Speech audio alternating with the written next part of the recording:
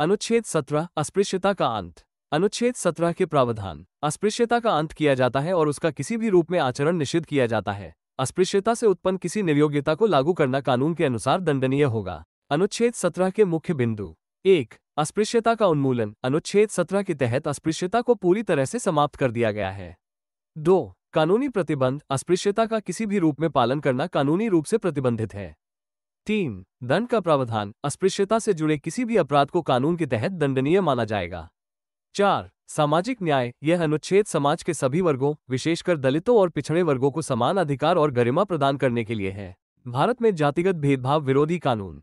1. नागरिक अधिकार संरक्षण अधिनियम 1955। यह अधिनियम अस्पृश्यता के उन्मूलन और इसके अभ्यास के लिए दंड का प्रावधान करता है।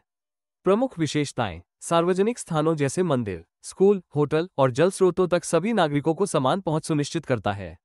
अस्पृश्यता के आधार पर किसी भी रूप में भेदभाव को प्रतिबंधित करता है।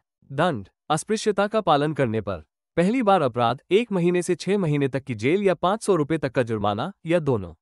दूसरी बार अपराध 6 महीने से 1 साल तक की जेल या 1000 रुपये तक का जुर्माना या दोनों।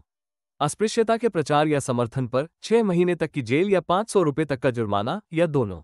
2. अनुसूचित जाति और अनुसूचित जनजाति अत्याचार निवारण अधिनियम 1989। यह अधिनियम अनुसूचित जाति (SC) और अनुसूचित जनजाति (ST) के सदस्यों के खिलाफ अत्याचारों को रोकने और दोषियों को कठोर दंड देने के लिए बनाया गया था। प्रमुख विशेषताएं। SC/ST समुदाय के व्यक्तियों के खिलाफ विभिन्न प्रकार के अत्याचारों को परिभाषित करता है और उन्हें दंडनीय अपराध घोषित करता है। पीड़ितों को कानूनी सहायता और पुनर्वास प्रदान करने का प्रावधान करता है। दंड। अपराध के आधार पर अलग अलग दंड का प्रावधान है। सार्वजनिक अपमान 6 महीने से 5 साल तक की जेल और जुर्माना। सार्वजनिक स्थानों पर प्रवेश से रोकना 6 महीने से 5 साल तक की जेल और जुर्माना। घर या जमीन से बेदखली 1 साल से 5 साल तक की जेल और जुर्माना। शारीरिक हमला या धमकी 6 महीने से आजीवन कारावास और जुर्माना। महिलाओं के साथ दुर्व्यवहार या यौन हिंसा 10 साल से आजीवन कारावास और जुर्माना। फ्री SC/ST अत्याचार निवारण अधिनियम 2015 और 2018 के संशोधन। इन संशोधनों ने अधिनियम को और मजबूत बनाया और नए अपराधों को शामिल किया गया।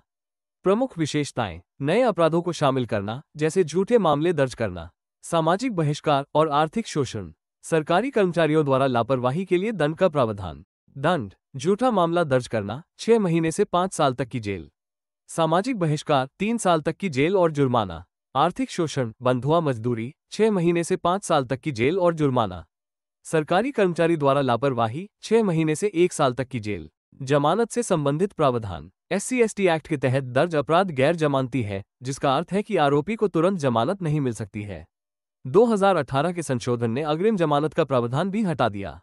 निष्कर्ष। ये कानून भारत में जातिगत भेदभाव और अत्याचारों को समाप्त करने और समाज के सभी वर्गों के लिए समानता और गरिमा सुनिश्चित करने के लिए महत्वपूर्ण कदम है।